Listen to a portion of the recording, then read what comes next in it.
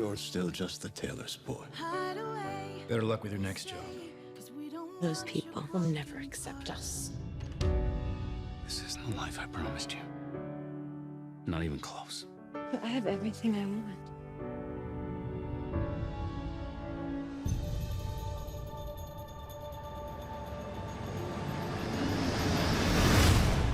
Girls, I think I've had an idea. I'm putting together a show. It's a place where people can see things they've never seen before. Okay. Who's that? And what is your act? I don't have an act. Everyone's got an act. People aren't gonna like it if you put us on the stage. Oh, I'm counting on it. I believe those are the words of a scoundrel. A showman. Miss Lynn, just a showman. Don't listen to them. They don't understand yet. But they will. So tell me, do you wanna go where it's covered in all the colored lights, where the runaways are running the night? Impossible comes true. It's taking over you. Does it bother you that everything you're selling is fake? Do these smiles seem fake? We have more protesters every day. I tried to freaks. You're risking everything you've built. Well, how do you think I built it? The world was ashamed of us. But you put us in the spotlight. You gave us a real family. Have you no shame? Father, the world is changing.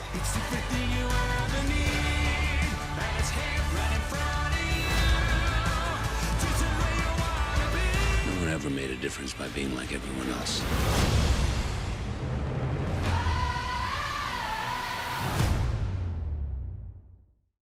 Ladies and gentlemen, make some noise. Keala Settle is here. The great Keala Settle is with us right now. Did you realize how amazing this is? One more time. Come on, come on. I'm not done yet. I'm not done. Keala, thank you so much for hanging out with us and making time in what I imagine to be a ridiculously busy schedule right now to come chill with us. Me. Of course, of course. To be here. So excited to have you. Well, let's start off right. Congratulations. Big morning this morning for the people at the Greatest Unbelievable. Nominations, the Golden Globe, Best Picture, Musical or Comedy, fantastic. Hugh got one, of course. And then your song, the unbelievable, Best Original Song, nomination. Guys, another round of applause. This is a big day. The movie isn't even out yet, which is so incredible. So it's like, you haven't even seen it. Hope you like it. Yeah. Isn't that a ridiculously great feeling right now? It's very weird because we've been living with it for so long. We're so proud of it. Yeah. And we're just waiting to show the rest of the world. Well, with all of this stuff going on, before we get into this amazing project and everything that went into it, just how are you? How is Keala doing? How are you feeling? Keala's overwhelmed. I think in the beginning when I first took the project on, because I had been asked by Fox and by Hugh to be a part of it, and I didn't think that that would be the case, but it was. And when we started initial photography on the film, there was a day that we started filming This Is Me, and it was electrifying, to say the least. I was blown away by it, and I was there. And the next day, Hugh sort of grabbed my hands, and he said, you know, babe, you can't hide anymore. And I said, why not? I was doing so great hiding. And he goes, you can't do it anymore. And so they sort of took my hands and walked me through every day, and including this day as well. That's pretty incredible. When you say, talking about This Is Me, one of the things I was fascinated by reading, because you hear it now and it makes so much sense. It's such a perfect fit. It's an anthem at its core, but it didn't actually originally start off that way from what I think it was like a Vogue magazine. It did not. It was a completely different song with a completely different meaning, and not sung by the bearded lady. It was actually sung with individual lines by each of the different oddities. But the story was also in a different place at that time, about 3 years ago when we first started it. So, you know, we had a lot of evolutions, you know, script-wise of what this story would be and, you know, what it would entail. Was it your song when you came on? Did they ask you, because you know who we should get for this? We should get Keala. No. So you were there before it was even your song? Correct. The song never even existed. In fact, it was the second to the last song for the film that was written on an airplane.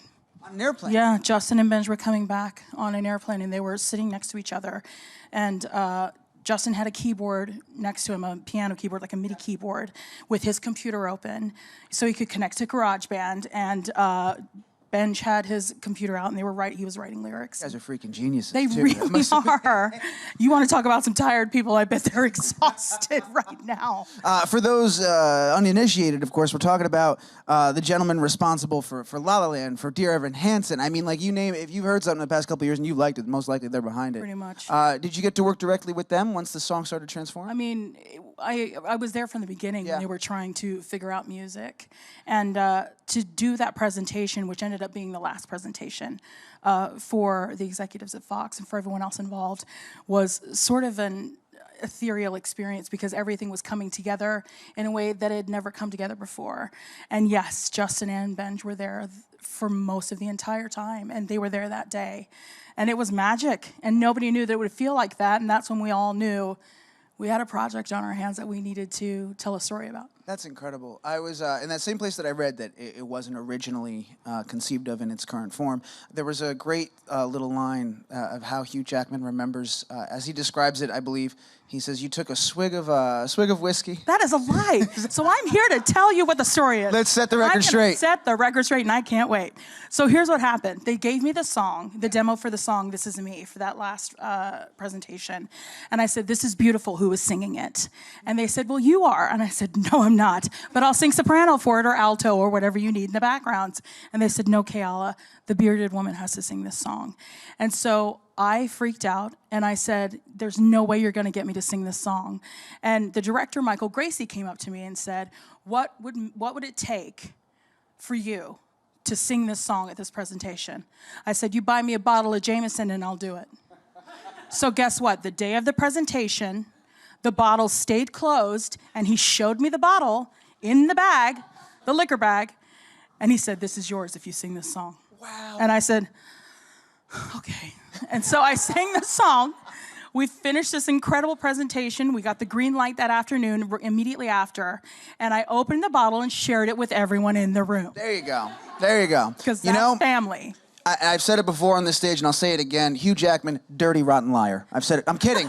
I'm kidding. Obviously, he is. I wish he was a jerk, but I have nothing bad to say he's not. about him. We've had him, I don't know, once or twice on the show, and, you know, the term, "oh, nicest guy in the world," gets thrown about a lot. I genuinely think he's the nicest guy in the world. It's annoying how right? incredible He's he is. frustratingly nice and awesome. He's frustratingly amazing. I imagine upon getting this gig, your Hugh Jackman hangout quota, you met it through it's probably gone up exponentially that you've met it. It's very funny because there are moments like this morning where that things were happening and I didn't know how to actually take it in. I didn't know how to respond in my own life because I was going, this doesn't happen. This really doesn't happen. Like if I see you guys walking on the street, I just consider myself one of you. You know, we're all this, you know, as much as we're different, we're all walking the streets together trying to get from point A to point B. And yet I've got this incredible thing that happened, and for a hot second, I didn't know how to, you know, respond or even take it in. And he sent me a text, you know, kind of going, you got nominated. And I was like, this is all your fault. You brought me out of hiding, and I'm going to kill you. But yeah, he's an incredible man and always looking out for me. Always, his entire family does. He does seem like the kind of guy who's so cool he would tease you if you got nominated. Oh, always, always. So I just tease him back. It's pretty amazing. You know, well-documented fact that this is a huge passion project for you, right? Huge. I'm wondering, you know, because it's said a million times before that the number one on the call sheet kind of sets the tone for the set and for the production, right? So when someone is this invested as he is, I think it's like 9 years he's put into this film. What does that do to the vibe? What does that do to everybody else on the set? What does that do to the process? From the very beginning, even when we started the first presentation 3 years ago, which I had the opportunity to be on, and he had just finished Pan. He had no hair. He was riding his bike in the winter. Yeah. To the rehearsal space, and we didn't realize that we were singing for Hugh Jackman until he, you know, came in looking busted as all get out, and in his yoga pants, taking his, you know, sweating to death, taking his, you know, bike hat off, and I'm going, oh my gosh, we're singing for Wolverine. That's Logan. I'm singing for Logan. We're Wolverine. But from the very beginning, he welcomed that energy in, and when you have your number one person on that call sheet that comes in every day, no matter what, at 500 miles per hour, ready to go, and grabbing the hands of everybody that is around him to say, and I want you to come with me because I know you can. That's why I wanted you on this project. You can't say no to that. It's pretty amazing. Yeah. You guys, how long was the rehearsal process leading up to when you actually shot? I believe we had about a month and a half to 2 months of rehearsal, I think. There were choreography rehearsals, there were music rehearsals. We were also doing track recordings so that when we were playing them in during initial photography, we could sing live to the tracks because we were being mic'd as well, so that we had something to listen to in our earwigs. What was the amount of time? Like, I'm trying to paint the picture of that first time you walk onto this, what I imagine to be epic set that they had built and constructed for this. We cried. You cried? We cried when we saw the circus, and I actually tried to go hide, and he was crying because that's my job, I guess. That's what I try to do in life is hide. Why is that your It go-to? doesn't matter. Moving on. I was gonna say we don't have to get that deep into this. I can't do it anymore. Yeah, So I was trying to go hide behind a curtain, big shocker, and he immediately saw me doing that, and he had just walked in the curtain to see his first Barnum circus ring, and with sawdust everywhere on the floor and all the bleachers up and the trapeze rings and everything, and he grabbed me by the arm and he goes, "Oh no, you don't. No, you don't. You get to enjoy this, and you get to enjoy it," and hug me and cry in my shirt. It was amazing. It was a dream come true. You can't dream stuff like that. Make it up. No, that's and it comes true. And then it happens. Yeah. It's pretty incredible. Yeah. You're no straight. Of course, you have a much storied Broadway background, Tony Award nominated, all these. You're a phenomenal performer. Yes, that's when you do that. Thank you. And so I'm very curious, and I'm sure this is a question you get at every single one of these that you've done. Okay. They do the compare contrast, right? But I'm wondering, what with the exhaustive rehearsal schedules and all these different things, let's do both. What was completely normal and something you've been to before, and what was completely alien to you? Like, oh, I've never experienced this. So much of what I had the chance and opportunity to do on Broadway was so hard. It was so hard because you have to bring a character and a story to life brand new 8 times a week, because they not only paid to see that, but because I would hope that you as an artist would want to do that. And when you get to set, when they call action, it's like you're doing a opening night Broadway performance every single take for 14 to 15 hours. And the difference between that and Broadway is that on Broadway, once you have done opening night, the battle then becomes with the artist as far as keeping that stamina going. Non-stop, keeping it all the way up there. And with film, films are for life, so you're done and you move on to the next scene. But then you still have to go right back to opening night, every single take. Well, let me ask you this. As a performer who would inhabit a character for 8 nights a week for X amount of time, has it been difficult having to walk away from this character, that you only had such a brief window of time? Granted, it's captured and it's permanent, it's forever, but you as a performer, you've got to step away now and release it into the wild. It belongs to the world now. It is true, and I think that is where the similarities lie in any form of the entertainment industry when you're on a stage or if you're performing in a film. If you're there's always a part of you that becomes a part of that character always, and so it never really goes away. In fact, you end up learning from it. And the last 2 projects that I had the opportunity to actually grow from were Waitress and this film, and I learned so much about myself. So many good things, so many not so good things, how impatient I am sometimes and how I need to be nicer sometimes, or maybe even more than sometimes. But I learned, and that's the beauty of it, and I chose to learn.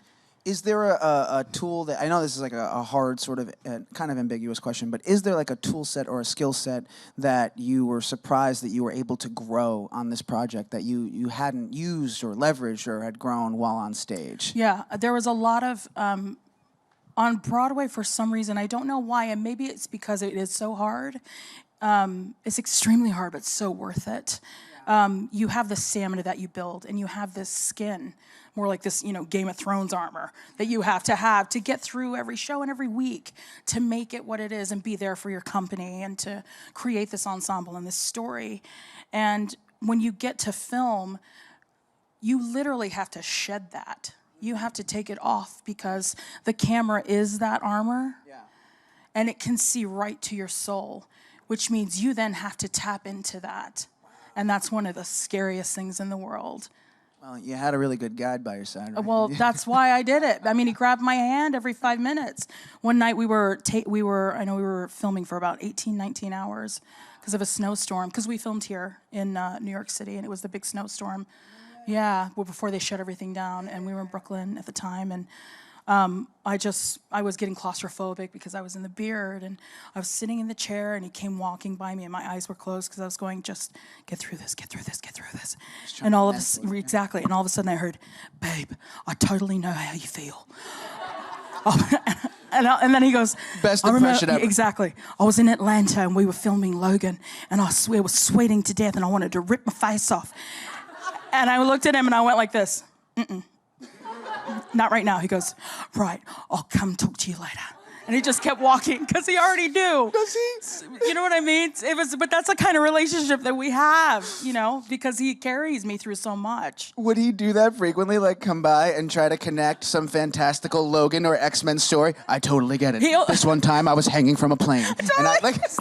And nah, Hugh, I appreciate it. I don't know if I it's the appreciate same it, but thing, we're going I down the rabbit hole right now. There were so many times, well, not so many, there were a few times where, because we were so tired and we were so exhausted, there were numbers, like there's a segment in This Is Me, where we were filming on the Navy Yards, and it was 17 degrees, and that was without the wind, before the wind came. That wind was not fake, that was real, and we were freezing to death all night. But when it got really, really, really, rough those nights, all of a sudden he knew, and he only busts it out. He only busts it out when he's like really desperate.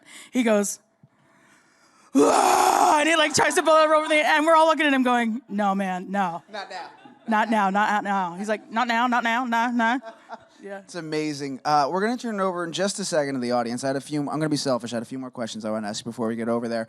Before I get into those, though, December 20th, The Greatest Showman, it is going to be an event for everybody. It's so beautiful. Honestly, you can tell every ounce of love and blood, sweat, and tears you guys put into this, and I think we're all thoroughly, thoroughly excited to check it out. And we need it, guys. Yeah. We need it right now. So 100%. Yeah. Especially your song. This is me.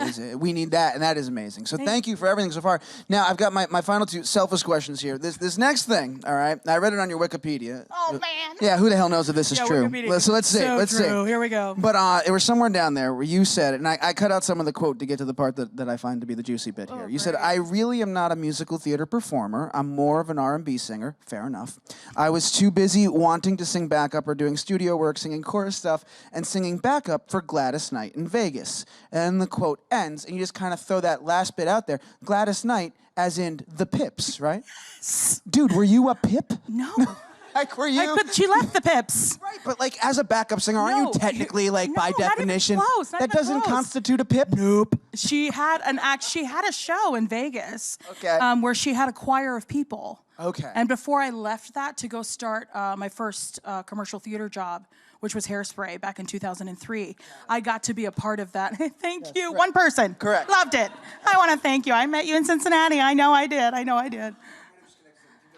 But so anyway, that's why I just kind of blew it off, because I did get to sing with her, but it was very briefly, and it was fantastic. Legend. Yeah. Gladys freaking Knight. All right, cool. Wanted to get into that. And the next one, I think I just connected the dots, but the late, great John Panette, there's a documentary coming out, I believe, next year, and I saw you were involved in that. You were listed on IMDb, and I'm wondering how you knew John, but was it the Hairspray connection? Why. Yeah, there it is. He was amazing. He was amazing. Yeah, so how'd you get involved with that documentary? Did they reach out to you, or do you... They did, and it took me a second to actually, I had to think about it, because he was so close to my heart, and during that time when we were touring together, we were both kind of going through the exact same struggles in different ways.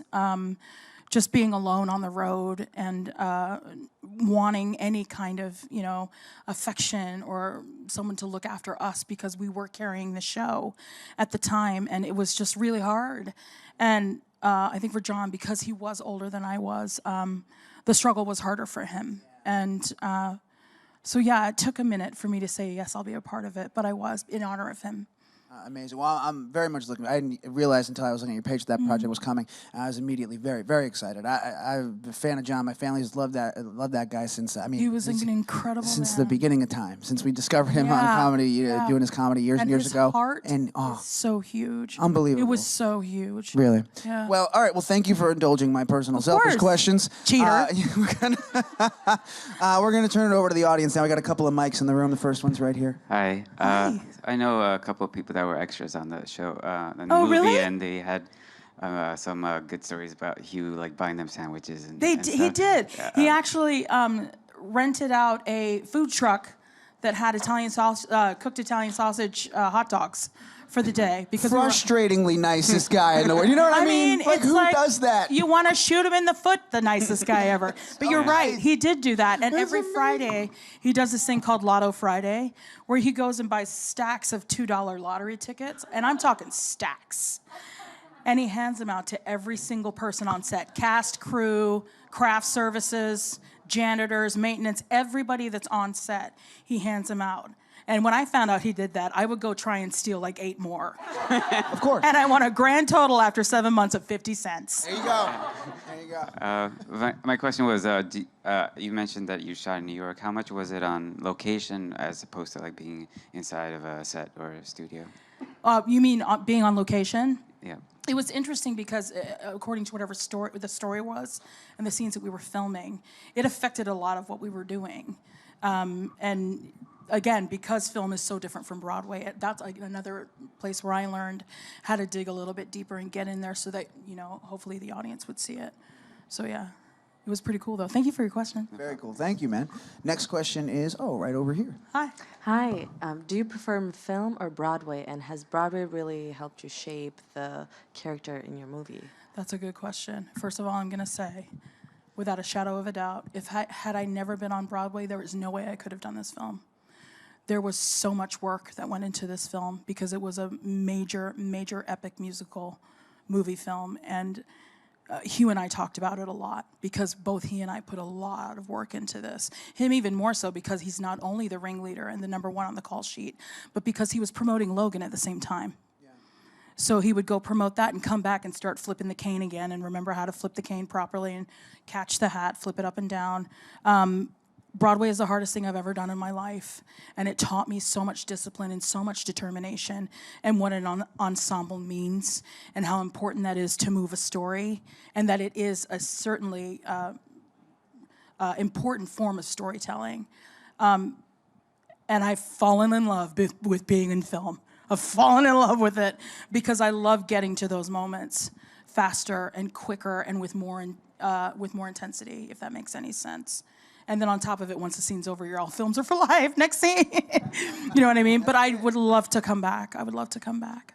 Have you, I don't know how far ahead you sort of looked and daydreamt and whatnot, but having done this project now and having been bitten by this bug, this filmmaking bug, not that I would ever suggest to deprive us of your ability to sing so beautifully, but have you been entertaining the idea of roles where maybe you don't sing or perform, maybe you're just acting and you're really tapping into that side? I want to do that. That's actually one of the very first things that I'm extremely interested in.